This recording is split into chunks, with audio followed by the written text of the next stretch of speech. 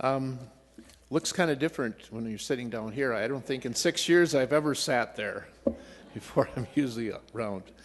But I think it was about 6 years ago, I was trying to figure that out with Shirley, that Pastor Phil called me up and said something like, "Hey, do you want to come and run sound for the church today?" And I hung around for 6 years, and I love it here, actually. This church has all the things that interest me. There's not a lot of churches in the whole area that are doing as much as we're doing in the audio and video and lights and all that stuff.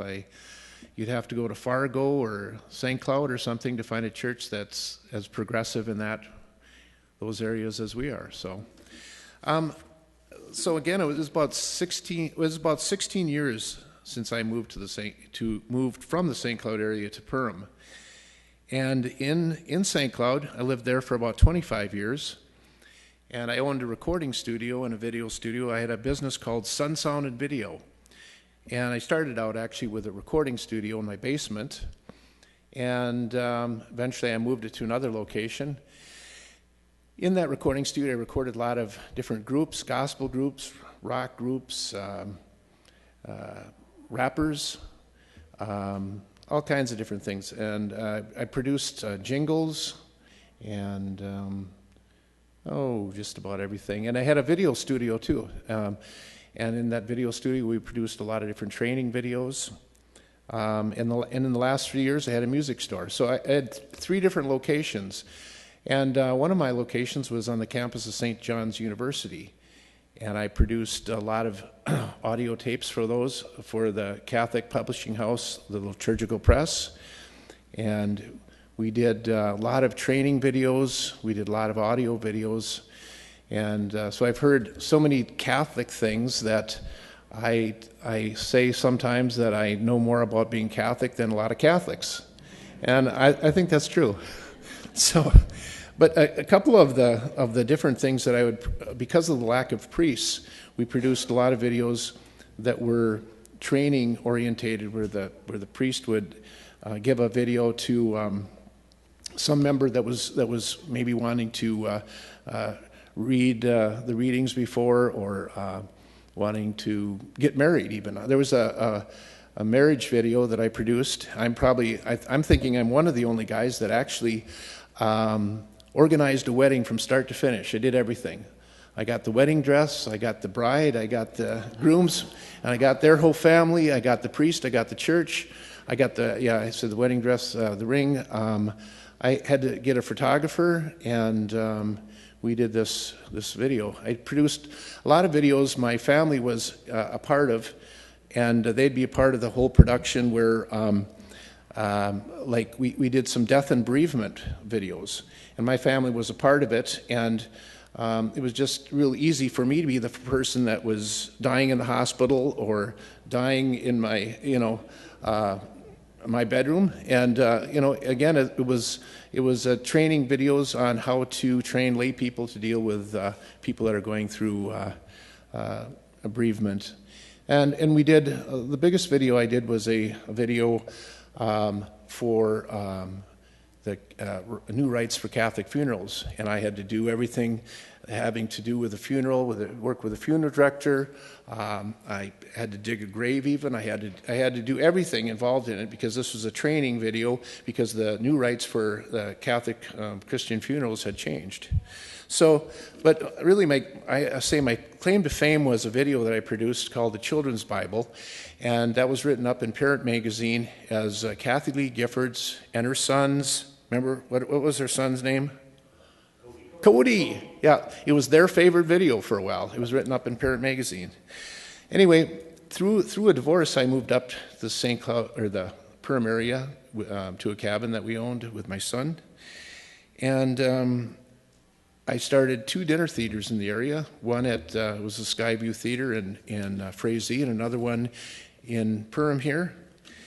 I worked for about 9 years at a couple different companies that dealt with people with disabilities. I loved that job. And then about 6 years ago, came to Perham, playing a couple bands. I teach guitar, like Pastor said, do a lot of different things. I grew up in Long Prairie, Minnesota, And there was a boy in Long Prairie there, and he was about 5 years younger. His name was Craig.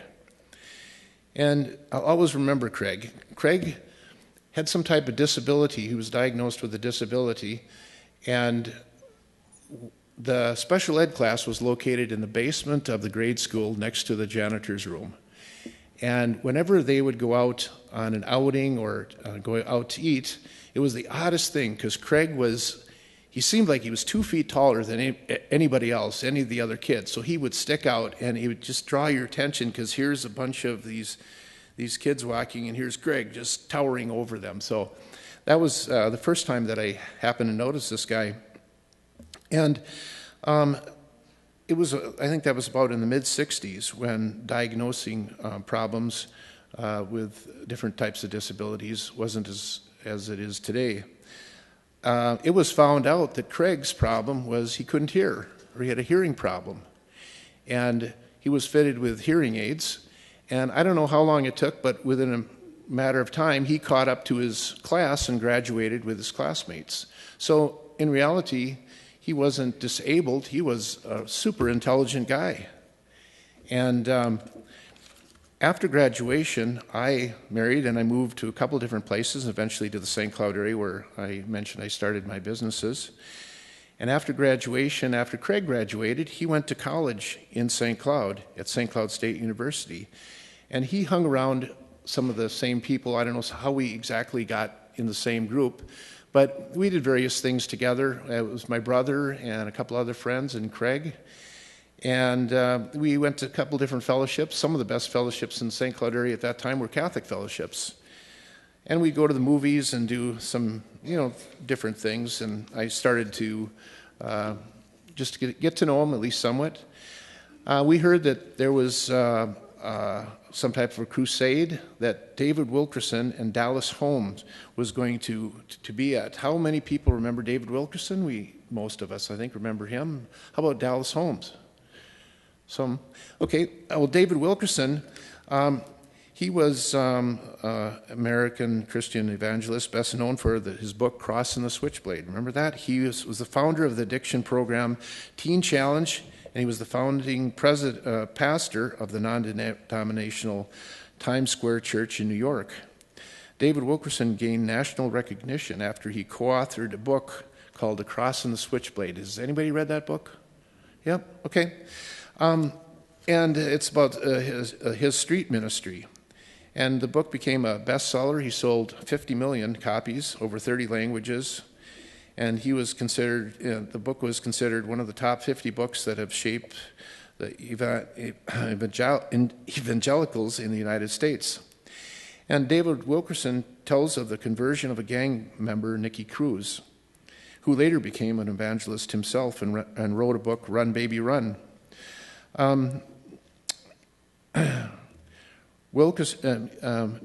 Nicky Cruz heard Wilkerson preach and became a Christian. And David Wilkerson, his book, was it his book? In 1970, The Cross and the Switchblade was turned into, that was his book, was turned into a Hollywood movie starring Pat Boone and Eric Estrada, the guy from Chips. How many have seen that movie? Well, okay. Anyway, we're pretty excited to hear him and Dallas Holmes. How about, have you heard the song Rise Again? Remember that song? Anyway, it was a very popular song in 1977. It won Song of the Year. And Dallas Holmes was the songwriter of the year, the male vocalist of the year. And he was in the mixed group Dallas Holmes and Praise. And he won other various awards. So we were really excited to go see David Wilkerson and hear Dallas Holmes sing. So the day came anyway, and we went, and there was about 8 of us, and Craig was there. I think my brother was there. And I can't remember too much what David Wilkerson exactly said. I'm sure he talked about his ministry and the things that he was doing, but I do remember Dallas Holmes singing Rise Again. He played a 12-string, and he had this rich baritone voice. It was just awesome. He was just really a good singer. And so after the event, we exited the auditorium, and we walked down a long hallway, And we were in the entranceway, it had about 10 doors, standing off to one side. And we were just talking about the event and various things I can't really remember. And all of a sudden, Craig was there, and all of a sudden he said, "Yeah, I'd really like to meet that David Wilkerson guy." And I thought, well, I was thinking, we all would like to meet David Wilkerson, but none of us say that, Craig, you know. But I started to get a little knot in my stomach because it was Craig, and I started thinking, oh no, we don't have to like go back in with him to go backstage and see if Dave Wilkerson is still there. We just kept talking, and I thought, he's going to forget it. So after a while, he said it again. "I'd really like to meet that David Wilkerson." And oh man, that knot in my stomach just got really big, because it was like, well, this is Craig. But then I started thinking, oh no, we're going to have to, take him back, a couple of us take him backstage, and is David Wilkerson here? We've got somebody here that wants to meet him. I mean, I don't know. This was Craig, though, and we would probably do something like that, but I don't know. I started to get so uptight about it, and I thought, let's just keep talking. The guy's going to forget it, and we're just going to move on. We're going to leave, and I don't know really why he's saying that. Anyway, one of us looked up. Well, I had thought, a person like David Wilkerson, he speaks, he's a busy guy, he leaves, he doesn't hang around there. But one of us looked up and we saw David Wilkerson walking down the hallway. And he was walking on the other side of the hallway, going towards the doors, and we just stood there looking at him. And David Wilkerson, I always remember, got right to the door, and he was just about to go outside. And he stopped, and he turned, and he walked right up to Craig, and he put out his hand. He said, "Hi, I'm David Wilkerson." And we just all stood there. I always remember it too. He said, funny thing, he said, "You must be a basketball player." And Craig really wasn't into athletics at all, so he just sheepishly said, "No, you know." And David Wilkerson turned and left. And I think all of us were just sitting there with our jaws dropped, and I don't think David Wilkerson even looked at any of the rest of us. And I was thinking, well, I kind of wanted to meet him too, I guess. It's like, whoa, wait a second. But, I thought about that many times. How did that happen? Why did that happen? How could that happen? Was that a miracle? I mean, was that just, could that just have been a chance happening where David Wilkerson just stopped and accidentally turned and walked over to Craig?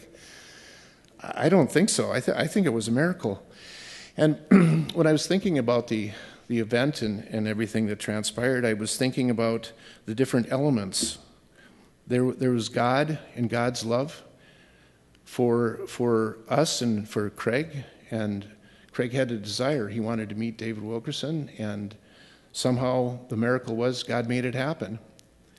And the other person involved was David Wilkerson. How awesome to be walking in the Spirit and to be a man of God, and when God whispers in your ear, turn to the right or turn to the left, and actually do it, just listen to God. And I believe God told him, I got somebody that I want you to meet. And then there was the bystanders. There's the rest of us that were just in awe of really what happened, just standing by and just, experiencing that miracle. And when a miracle happens, or when something, you think is a miracle, it builds your faith. It increases your faith, and you make that God connection. It's like, there is a God. I always knew it, but man, he's real. And I think when I thought of the Christmas story, of the ultimate miracle, the biggest miracle of all, the virgin birth, and the act of God giving. And I thought about God You know, so many of the times when we see the manger, picture the manger at Christmas, we see baby Jesus, and baby Jesus is the center point. But there's also God in the picture. He's the Father, and I believe, like, when Jesus was born, God was the doting Father. He was there. He had to be so excited about, this is my son. I am well pleased, and something must have happened in the heavens. You know, some of us have had kids and we're so excited about our child, and God, I bet, was so excited about Jesus. And the elements, as we stand there and are in awe of the miracle of Christmas and of God giving his son Jesus, we are so thankful for God's power, God's miracle. And in turn, as a church, we should walk in the Spirit, and I believe we do. There's so many things that Calvary does. I love that we help the poor with furniture. Somebody must have decided, maybe I should go to the left here, and we should have a ministry to helping out people in that way. Or these handouts. I've got my little bag in the car ready to give when I see somebody that's on the corner begging. I added to it a few things, McDonald's card and a few things, and I can't wait to stop and hand that off, you know. This Christmas is the time where, 2,000 years ago, there was a bunch of people that just wanted to meet Jesus. There was the wise men, and there was the kings. They just wanted to meet Jesus. And this Christmas, I thought about the manger and wanting to meet Jesus. And I want this Christmas to be a meaningful one. And I do thank God for his power and his miracle of his son. Amen.